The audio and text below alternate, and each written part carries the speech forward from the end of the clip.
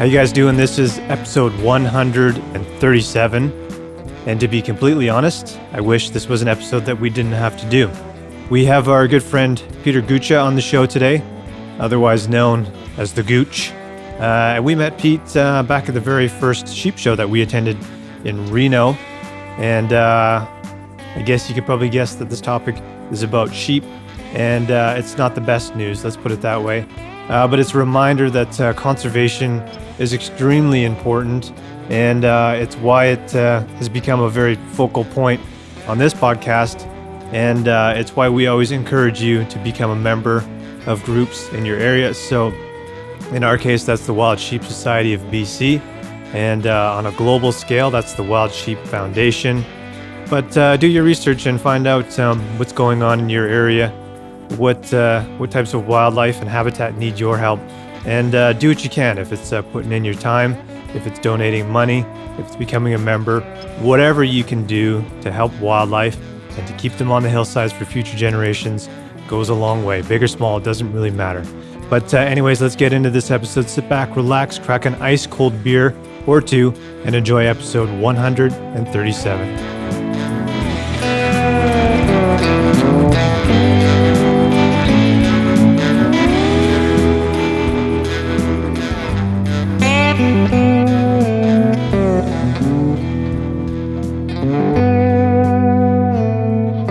Well, we got Peter Gutsche with us today from the Wild Sheep Society of BC, a director there. Peter, how's it going? Going good, guys. Thanks for having me on. Garrett, how are you doing? I'm doing pretty good. Kelly, how about you? Doing pretty good, keeping busy. We're in September now. We haven't done a podcast for quite some time, but not too much has changed on my end, although I'm getting super excited to get back out there. I haven't got out for archery. I don't have any plans for archery this year, but I do have September 10th off, which lands on a Friday, and I'm going to be putting the boots on and going to look for some muleys for sure. Ooh, how about nice. you guys? I was supposed to go out last week. I was going to take my son out. I've got a place out in the Caribou, and mule deer season opens up there September 1st, and so we were going to go do that, and then plans got changed with some of the stuff going on here locally, with the Sheep Society and everything. And but yeah, so now my next trip is got a fly-in trip with a couple buddies up in northern BC for second half of September. Nice, a bit of a late one. Yeah. Cool. What are you guys after, Peter? It's a mixed bag. I think we would all be really excited if we could get a moose down just for the meat purposes for everybody. Caribou's also in the mix. Goat and sheep are there too. So it's kind of a bit of everything. You got a bunch of tags in your pocket. We did That's a trip like that, similar. We kind of, bought all the tags, and then I didn't cut any of them. I ended up going hunting with a buddy. We got pulled over by a conservation officer, just, a check. And he's like, yeah, can I see all your tags? So I pulled out my wallet. I had all these tags in there. He's like, oh man, not a very successful season, eh? Yeah. All the flavors of the rainbow. Yeah. It was like I was pulling out trading cards, but yeah, he was right about that. So you said late September for that hunt? Yeah, that'll be the first one, and then October's gonna be pretty busy too. A buddy of mine drew a moose up near my cabin, and then my brother actually drew a Roosevelt tag down on the coast. So gonna go play in the rain there. Well, you got a packed fall then. Yeah, try to keep busy with it for sure. Awesome. Hey Peter, like I said, this is the first time you've been on the podcast, so wondering if you could just kind of give a introduction to yourself and maybe just a bit of a history on who you are and how you started hunting and why you hunt today. Yeah, for sure. So yeah, Peter Gutsche, probably known lately here as a director with the Wild Sheep Society of BC. I'm in my fourth year of that now, but lifelong hunter. Grew up with fortunately my dad got me into it as a kid. Used to drag me out and freeze my boots off every winter with him for moose hunts and everything else, and slowly kind of graduated into doing more mountain stuff. And yeah, now I hunt just about anything I can. It's every hunt's different, it's all a new experience, and I like to just try things out, and some stuff I don't like that much, some stuff I do, and just keep going with it. That's awesome, Pete. Whereabouts in BC you're from? Born and raised in North Vancouver, and then moved out to Penticton here in the Okanagan Valley about 6 years ago. Right on. And when you went out hunting with your dad, what, like, obviously you don't put an X on the map, but what'd you guys start out doing? You said you guys were doing moose there? Yeah, so we've got a cabin in the Chilcotin. And so we used to spend, as kids, I used to spend my summers up there, basically totally off the grid. At that point, we had running cold water and we had a generator for power, and that was it. And no phones or anything like that. And it was a pretty awesome way to be a kid in the summertime.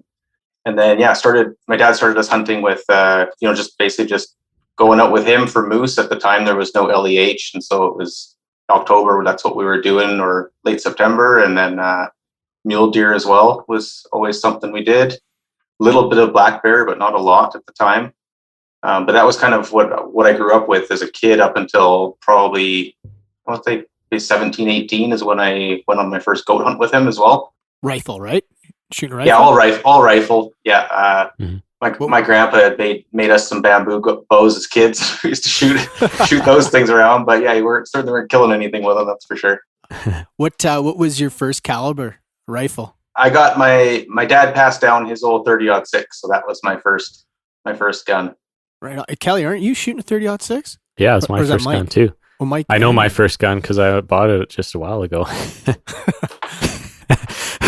It's 29 when I got my first gun, but yeah, the 30-06. Mike has one too. Yeah, I love it, man. Oh, great all around caliber. I mean, ammo's cheap. You can kill pretty much anything with it. So yep. No complaints. Yeah, totally. And we've talked about this, the builds that you can make with the rifles. Like you can keep the barrels kind of short. It's not a short action, but I just feel like you can get such a good balance with that caliber. What do you even really gain out of a short action? Not to really rip on them or anything. I know they're cool and all, but like, what is? Is it just weight saving? Is that? I think so.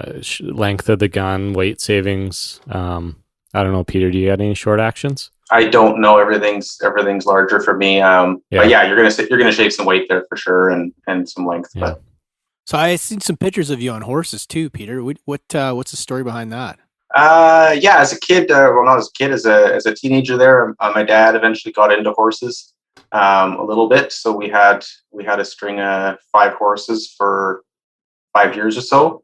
And we used to just take them up again where my cabin is. We would go up into the mountains there and basically initially just started as summertime going on horseback trips and just getting used to them. We didn't, my dad knew a little bit. His girlfriend at the time was more experienced with them, and we were really just learning as we went. The first deer I shot was a bit of an adventure, a bit of a rodeo. We had bought this string of horses off the local outfitter, and he's like, "Yep, they're all bomb proof. They're good to go. Pack whatever you want on them, and all that business." And us, in our infinite wisdom at the time, we ended up trying to put this mule deer that I shot whole on. We had gutted it, but basically tried to slap it on the horse's back whole, and he was kind enough to stand there while we did that. But as soon as we got going, his eyes just bulged out of his head, and it was a full on rodeo in the mountains.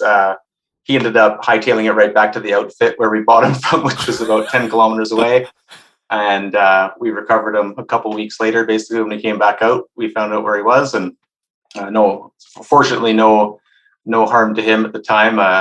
Ended up busting up my deer a little bit, but we got that all sorted out too, and everybody made it back in one piece, or broken a little bit. But yeah, that was kind of the beginning of that. We didn't get too crazy with it afterwards. We did just stuff around there. We never really trailered them around anywhere else in BC. In hindsight, I wish we had, but it was definitely a good learning experience. It's been, like 15 years now since I've had horses, and I think about them all the time. Hope one day to maybe get back into it, but it's a big investment, that's for sure. Right on. I feel like that's a common story with horses. Like they bolt off and always run to some destination. So I'm gonna have to figure out how to fix that. If you find a way, let me know. Can you put your GPS colors on them, Garrett? Oh, yeah, that's a good idea. I'll put the dog tracking colors on. At least I'll know where they go. There you go. Yeah. Yeah. What were they, Peter? Were they all quarter horses? No, they were just at the time it was called Chilcotin shitter was the was the terminology for them. They were just a mixed bag of whatever's, but they were all pretty similar to what they use up north. They use typically a Canadian mountain, Canadian mountain horse or Canadian horse. So something with bigger feet. They're stronger. They're kind of made. They're not made to win any race, but they can kind of go all day, and they're pretty sure-footed in the mountains and stuff like that. So that's really what you want for that kind of stuff. And then I seen that you got to go on a cat hunt too. Can you tell us a little about that experience? Yeah. Did a cat hunt with Ben Storak of Arcadia Outfitters in February of this year. And so that kind of came about pretty last second. I bugged him a bunch, and I know him from before already, and I consider him a good friend at this point now. But that kind of really came about mostly through the work that we're doing with the Wild Sheep Society in the Fraser River corridor there between Lillooet and kind of the junction. And so I'd always wanted to go cat hunting. It was never super high on my list, but it was kind of one of those things that I wanted to experience at some point in my life. And with COVID hitting and all that kind of stuff, it was kind of the right time as a Canadian guy. I could get the price pretty reasonable. And then for me too, it was just that aspect of trying to kill a cat, like specifically in sheep winter range, where, if I was successful in the hunt, I could feel like, hey, maybe I'm making a difference here for these sheep that we know have disease issues and we're doing all this other stuff for anyway. Just kind of my way to try to help it out a little bit more. And at the same time, I'm selfishly getting, a cool experience out of it too. Totally. Did you get a chance to try the meat? Oh, absolutely. It's deadly. And actually, nice. I actually did up a bunch of sausage, just did a hot Italian sausage with them. And I brought that down to the Jurassic Classic a couple weekends ago.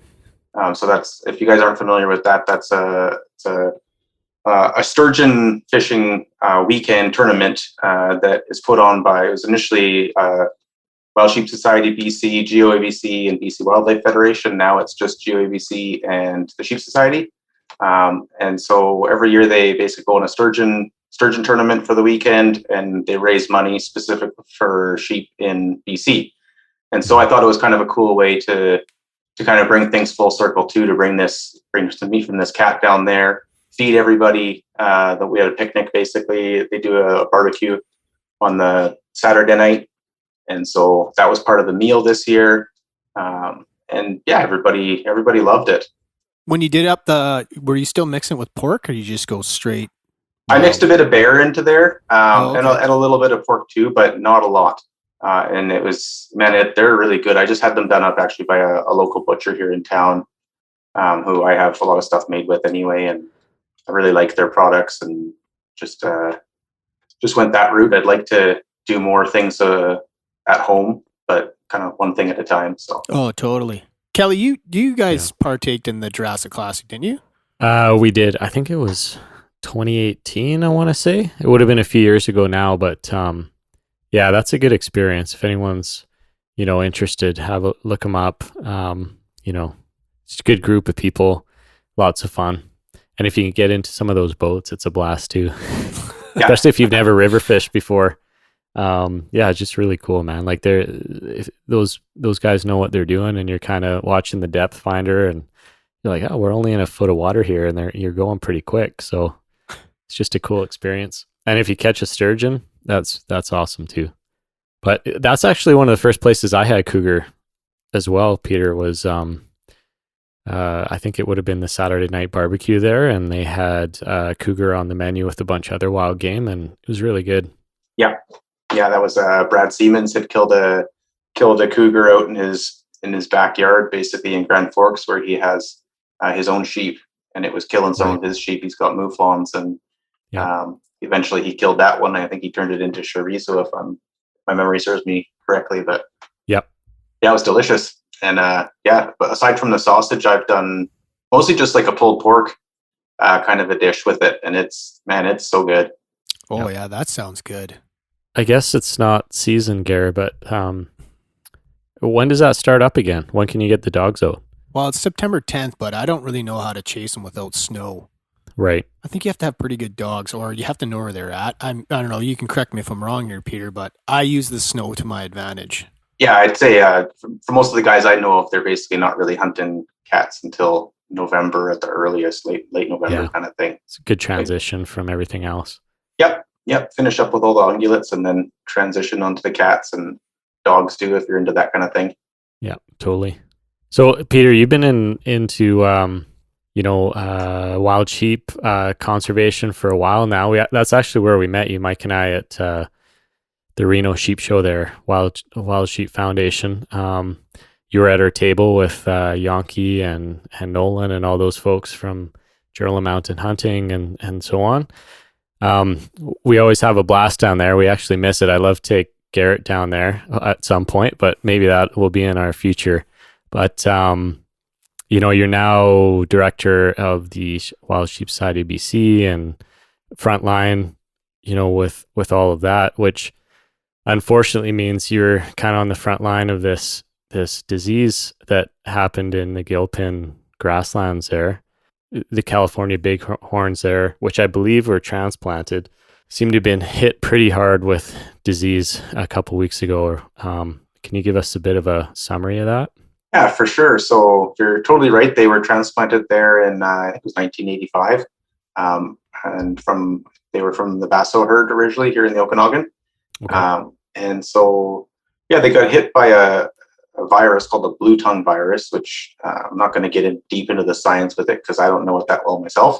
But basically, it's a disease that's transferred by midges, which are like little no-see-ums, like little flying buggers there that they seem to be worse in hot years or drought years, which we've definitely seen here in BC this year. And so they basically just got wiped out kind of one day to the next almost. And so we had initially there was 18 collars out that were purchased by Wild Sheep Society and Wild Sheep Foundation, and that was like a couple of years back, maybe 3 years even.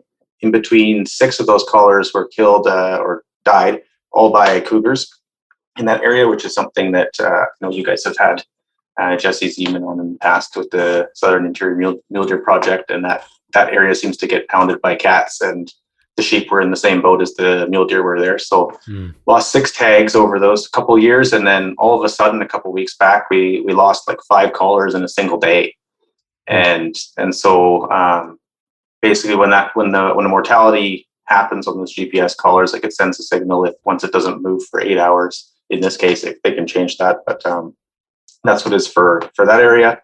When they get that mortality signal, people go out and they investigate and try to find out what is the cause of the mortality. And in this case, they're basically seeing, a sheep that it certainly hasn't been killed by a predator.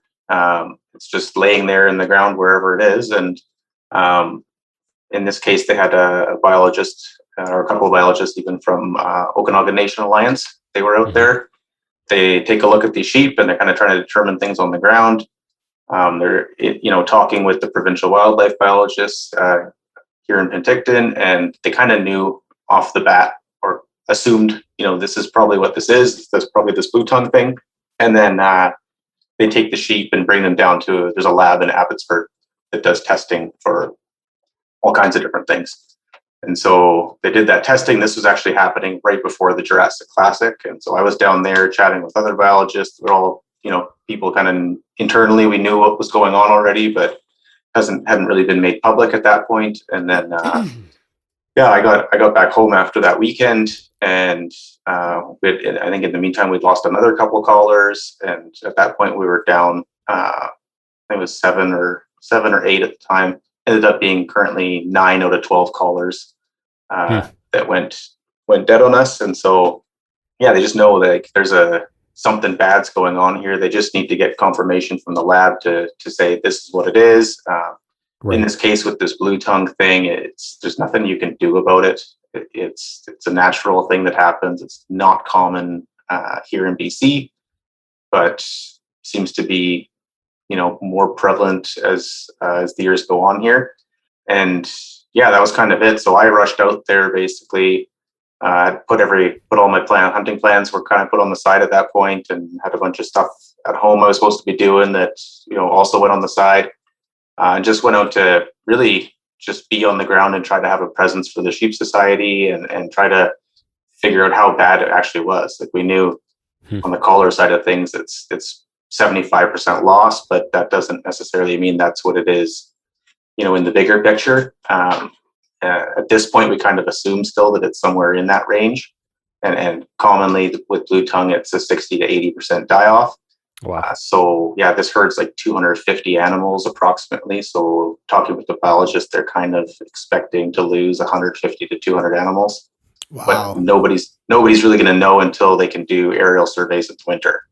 Right. They just sheep go, they live in the mountains, they're hiding whatever they're doing, and we know we weren't seeing them when we were out there, and we should have been seeing 50 animals in a certain area, and we're seeing like 2. So it's not good, but nobody can give an answer right now of what it actually is. So Peter, does that virus, will it affect like whitetail, mule deer, and even like domestic animals too? Or is so all of the above with varying degrees of severity. I know for sure there's whitetails that are dying from it down in Grand Forks. I think mule deer are they seem to be hardier, or they have something in their genetics that they don't seem as prone to getting hurt by this, but it certainly affects domestics as well. It can be in cattle as well, a whole host of different things. So, yeah. It seems like, given that you guys were watching those collars and that seemed to be the first indicator, I mean, that's a really good example of conservation on the ground. I mean, you guys were kind of first alarm then.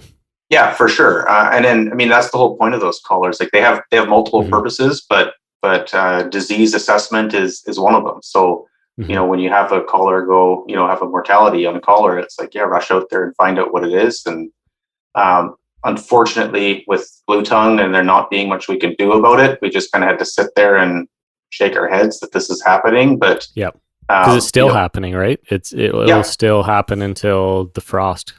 Yeah, that's right. So that's what kills these midges that transfer it. Once they die, the disease event's over. But I'm still trying to learn, more as I go about things too. And I certainly don't know everything at this point, but that's definitely that's what kills the virus at the moment. It can still live, some animals could be infected with it. And then if we have another drought next year, it could kick up again. It's still possible. But I can't really speak to how that all works in any kind of a professional way. Yeah. But yeah, I mean, had it been like, say, Movie, which, is another disease that affects sheep, say they've been dying, from Movie, we could have been like, oh man, we got Movie here. Like we need to spring into action on how to get a handle on this. And we know how to get handles on Movie. We don't know how to do anything about Bluetongue. So, but yeah, going back, those collars are, I think, instrumental to figuring out how to help sheep in general, or any other wildlife for that matter. Yeah, it seems like everything that we hear with sheep is Movie. Like, when's the last herd that you've heard of that has been affected by Bluetongue? I hadn't heard of any previously. I heard rumors that maybe the one up in Chase had been affected by that, but I can't say that with any certainty. That's for sure. And again, you said it's a lot has to do with the weather. Like it got ripping hot down here. It seems to be a factor in it, yeah. And they were down in Washington State. They were having a bunch of die-offs in their whitetail herds too, and in and around Colville and stuff like that. So it might just be something came up there, and then all of a sudden the midges made their way up north, and it hits this population. But it could have just as easily have been hitting the sheep in the Okanagan. Right. So yeah, that was one of my questions: is whether it's at risk. I mean, that herd's very much on the border, but I don't think many of the other southern interior ones are too far away. Has there been any indicator of any other herds that something like this might be going on, or no? Nothing that I've heard of, thankfully. Okay. And yeah, certainly like the sheep down in, up in basically the sheep from Okanagan Mountain Park, they run right down into the States. Like they're not, probably, realistically a ewe group that lives in Okanagan Mountain Park is not going down to the States, but there's definitely rams that are moving back and forth, on Anarchist near the Soyuz and stuff like that. They're going across the border back and forth a couple times a year, probably. So there's transfer that way, or possibility of transfer that way with certainly with Movie, which we are seeing in the Okanagan now, sadly. But yeah, it's such a tough problem. because you can't, like you said, you kind of just have to sit back and watch. And, you know, how many years is that? That's like 30 years of having those sheep there. And then in a matter of, you know, one summer. The other thing that I kind of noticed about this summer was not only was it super hot, but the drought. And, you know, I'm kind of overgeneralizing, but I'm trying to think of when we actually had rain. And I think from like June 15th to the end of mid-August, I don't think we had hardly any rain. And then we started getting a few storms, which I assume that type of pattern doesn't really help with a lot of these hatches and stuff too. So who knows? I'm just totally speculating. No, you could be onto something there. I'm no expert myself on that stuff, but yeah, it's quite possible. Yeah, it's a sad story, man. We're following your Instagram, and you know, I know you guys were, you know, commendable that you guys went down there and spent so much time. When you know you guys all have families and stuff too, but I think it speaks to how much you guys care about the animals and conservation overall. So kudos to you guys. Yeah, I mean, just trying to do what we can, right? I'm currently the only director that's down here in the Okanagan, and so when I knew this was going on, I was just like, yeah, I gotta get out there and try to bring some awareness to it. And thankfully, through the guys on our communications team, we were able to kind of get that message out there on Facebook and Instagram and everywhere else, and kind of it blew up more than we ever thought it would. And but it was good. Ended up doing a bunch of news interviews and radio interviews and all that kind of stuff, and just bringing awareness to wild sheep conservation, the society, all of the above. So yeah, nothing but positives in that sense. And trying to, again, I mean, it's a shitty situation, but you know, we're trying to just get some positives out of it if we can. Right? Yeah, it's a lot of effort, and I don't know how many tags they give out. Do you know, Garrett, how many tags they give out in that area? Yeah, man, I don't know the exact number. Like, yeah, there's very few. There's three. There's three out there, yeah. Okay. And it's a hard, like the odds are shit. Yeah. It's a tough, but you can, it's for any ram. It's any ram, and it's basically, or it was at least basically a guaranteed, you know, if you go out there even for a weekend, you're going to kill a ram. Like they're out there all the time. It's not, there is hard terrain in there. And believe me, I went hiking around in some of it the last week and a half here, trying to find mortalities and stuff. But you could certainly kill a ram in there if you put in even a little bit of effort. I think I could be wrong on this, but I think the outfitter in that area advertise it as like 100% guarantee. Yeah, which is pretty confident for hunting and any odds in hunting. Well, yeah, and I guess the point I was trying to get to with this was, you know, they're giving away 3 tags a year. I don't know how many hunters are in BC at this point, but you know, similar to the other areas, you know, we talk about Spence's Bridge and, you know, all these other areas where you can kind of, Okanagan Mountain Park, I think they give away 1 tag. There's such limited and rare odds. So like for non-hunters who are maybe listening, these are folks that are conserving these animals and putting, you know, a lot of time on the ground and money and so on. And the chances that they're actually going to pull a tag for one of these areas is, you know, potentially slim to none for their entire lifetime. So this isn't about, you know, fully just keeping them on the mountain to hunt them, but this is like to keep them on the mountain, period. Oh, for sure. I think that last year that tag was like, even at the 3 tags that they give out, it was each like a 275 or 300 to 1 odds. Like it's beyond once in a lifetime. You're never, you know, I don't even put in for it myself. Like it's just, I look at that, I'm like, no, I'm not going to ever draw that. So why bother? Right. But it's not about hunting them. It's about just having them there and being able to show your kids, and hopefully they can show their kids one day, kind of thing. That's what it's all about. Yeah. We grew up, I grew up in the Kootenays like Garrett, and my family had a place at Christina Lake, which is kind of an hour away from where we lived, and that's about 20 minutes away from Grand Forks.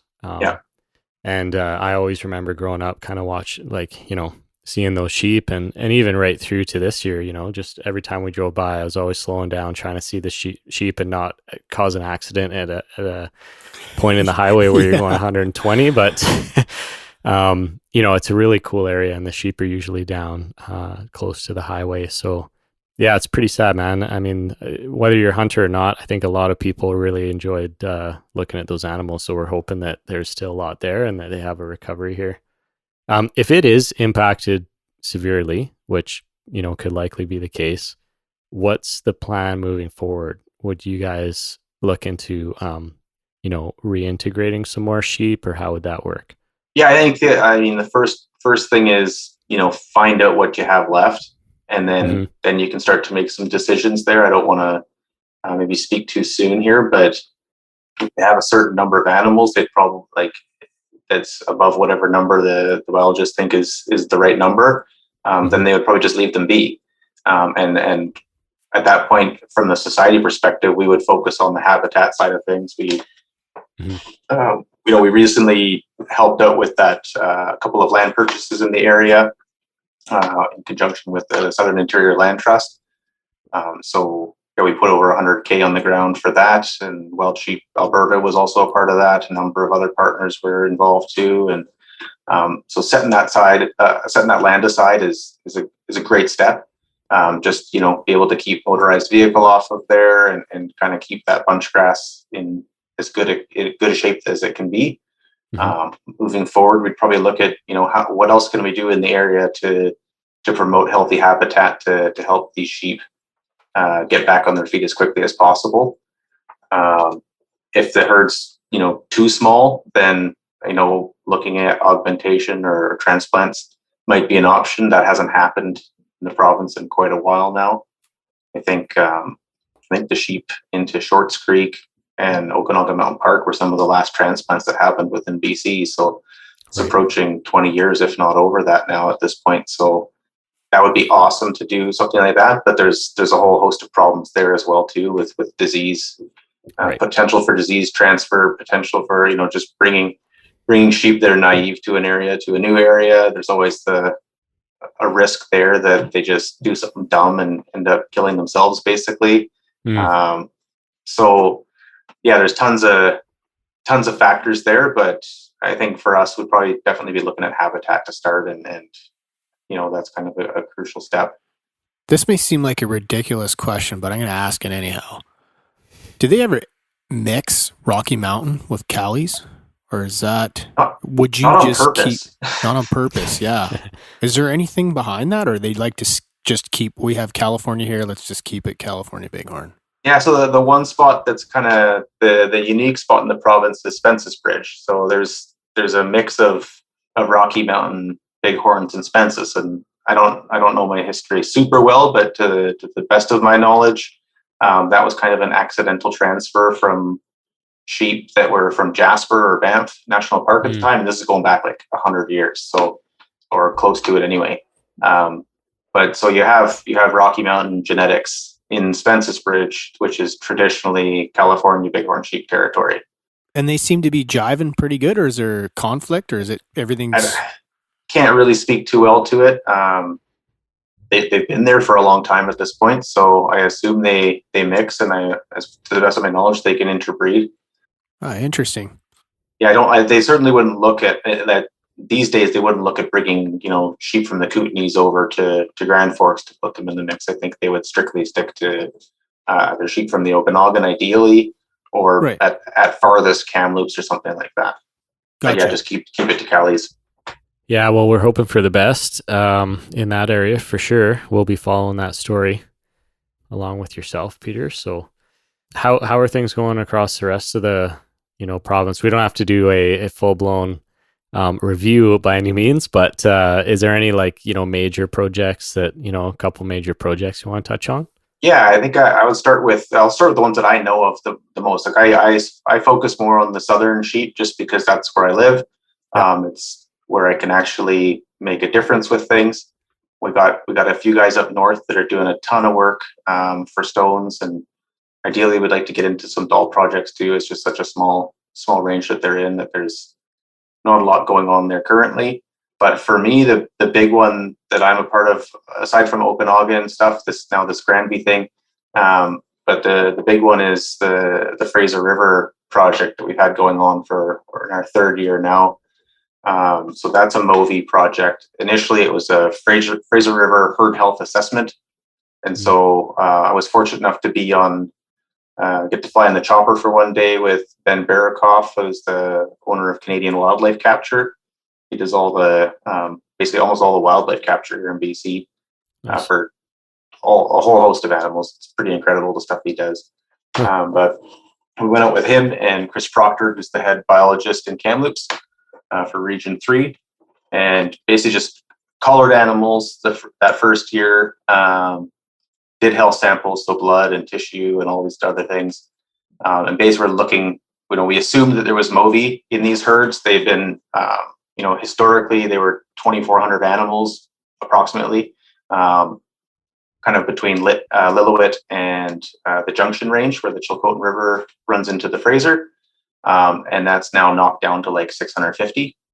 Wow. And so they figured it was MOVI. And so this first flight was to go and basically just do some testing, find out, is it MOVI? And if so, how bad is it? And then we've just been following that up kind of year after year with more stuff. So we got into in 2020, February, kind of right before COVID hit here in BC. We were out there doing the first of its kind treatment, a test and remove. And so we had a specific group of ewes. It was kind of like almost 50 animals. We captured every single one, brought them into at a basically little tent city set up on a farmer's field along the Fraser there, and had these biomeme machines that can test for MOVI on the spot. It takes half an hour or so to do the test. And so you guys can see it, the listeners probably can't, but the chopper with the couple sheep there getting slung, that's from that basically couple days that we were out there for. How'd you like flying around the Hughes 500?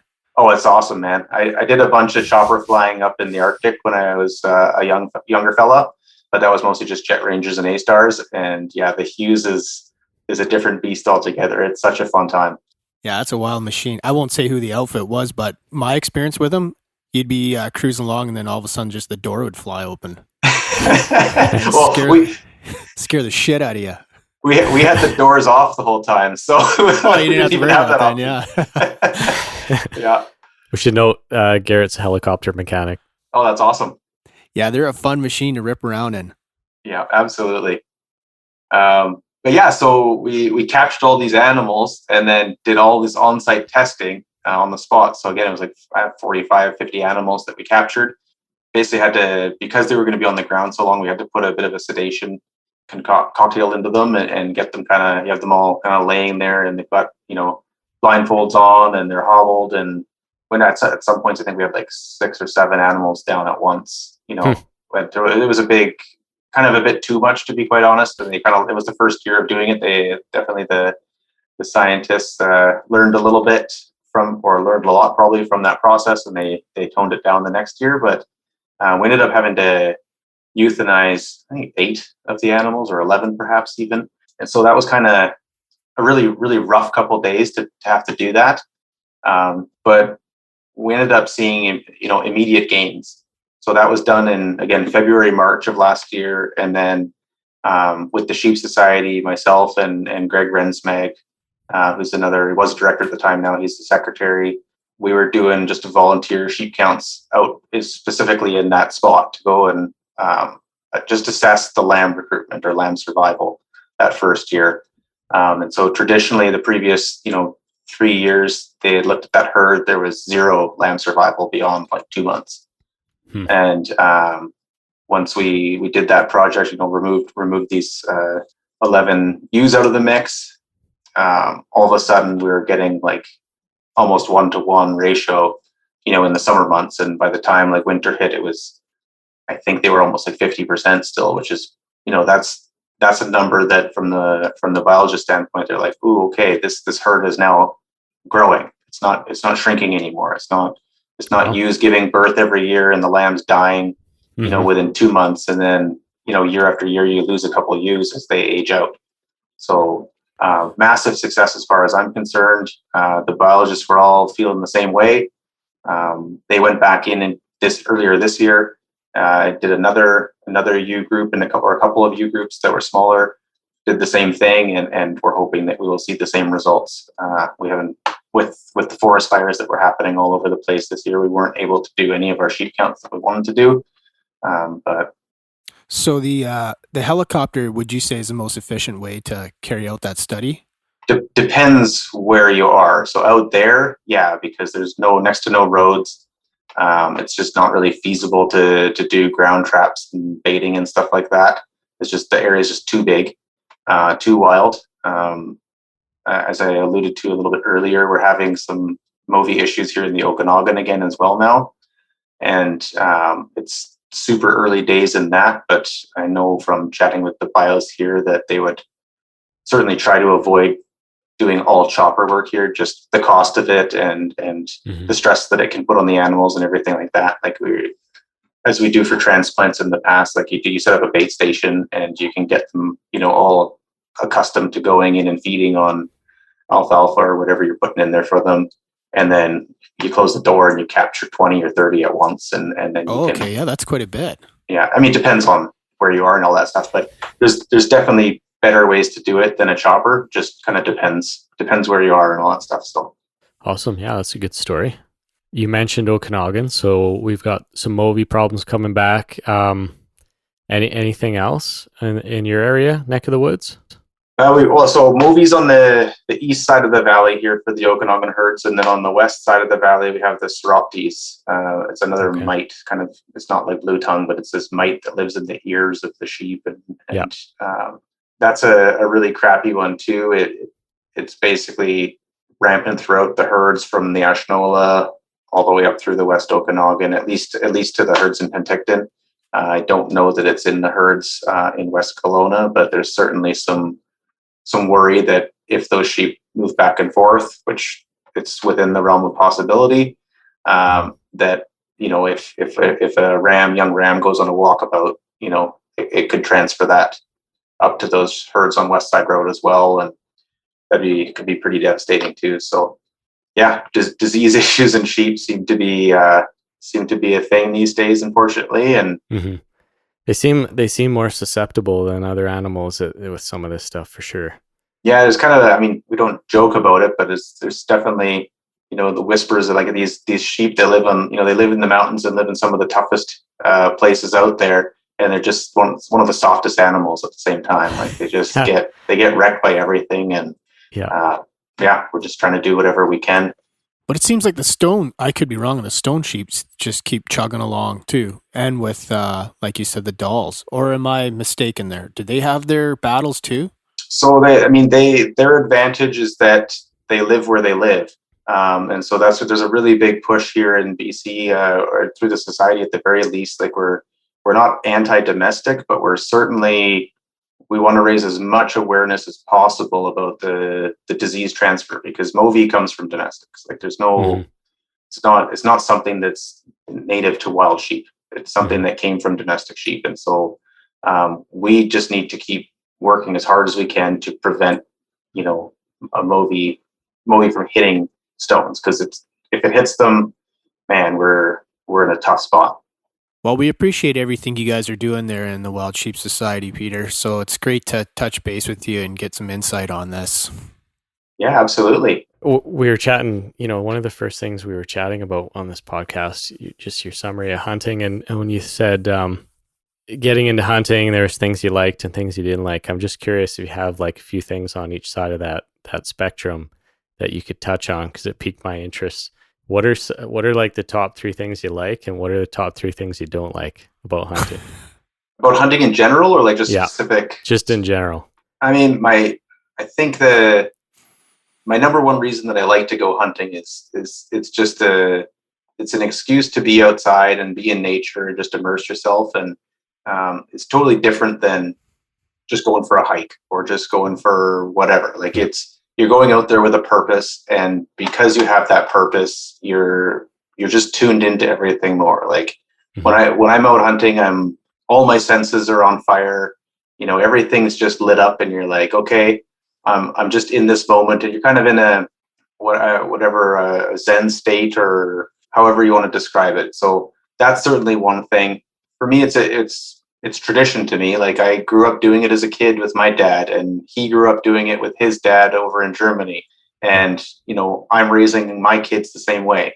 So it's a tradition. It's something that I grew up with. I grew up eating game meat. I feed my kids game meat. Like that's something that's very important to me. I like to try to live as locally and sustainably as I possibly can, and hunting is certainly a means to that, right? So that's another thing. And I think maybe the other thing too would just be the camaraderie that you have with it. You meet so many really neat, special people through it. Again, I grew up just doing it as a family thing, and it's been through my work with the Sheep Society that I've met all these other fine folks that are hunting, and I try to get out with somebody, at least one person new every year, and most often it's more than that. But you just meet some people you find out that, man, they're as dedicated and passionate as you are yourself, and they have all their own reasons for doing it too. And I just think it's a special group to be a part of. Like there's bad apples in the hunting scene too, absolutely, but there's a lot of really good apples. Well said. Garrett, did you have anything else? I kind of feel like that's a good spot to end. No, that's great, Peter. Thanks a lot, man. That's awesome. Oh man, my pleasure. Happy to be on here, and thank you guys for all the work you're doing too. Yeah, thanks a lot, man. Keep in touch, and one day we'd love to hunt with you sometime. Yeah, for sure. Let's make it happen. Cool. Thanks, Peter. Thanks, Peter.